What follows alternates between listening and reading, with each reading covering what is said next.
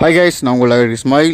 சற்று முன் நெல்லை பாளையங்கோட்டை கேடிசி தனியார் திருமண மண்டபத்தில் நெல்லை தூத்துக்குடி மாவட்டத்தில் வெள்ளத்தால் பாதிக்கப்பட்ட மக்களுக்கு நடிகர் விஜய் ஒரு 1500 பேருக்கு நிவாரணம் வழங்கியிருக்கிறார். வேட்டி சேலை, மல்லிகை ஜாமான், அப்புறம் உயிரிழந்தவர், வீடு இழந்தவங்க எல்லாத்துக்கும் வழங்கியிருக்காங்க.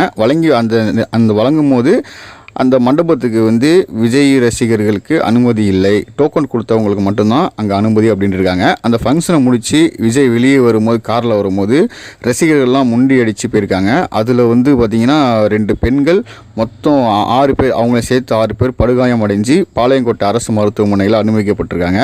அதுக்கப்புறம் விஜய் சார் தூத்துக்குடி விமான நிலையத்தை சென்று விட்டார் அப்படிங்கிற மாதிரி நியூஸ் கிடச்சிருக்கு. இதை பற்றி நீங்கள் என்ன நினைக்கிறீங்க அப்படின்னு கமெண்ட் பண்ணுங்கள்.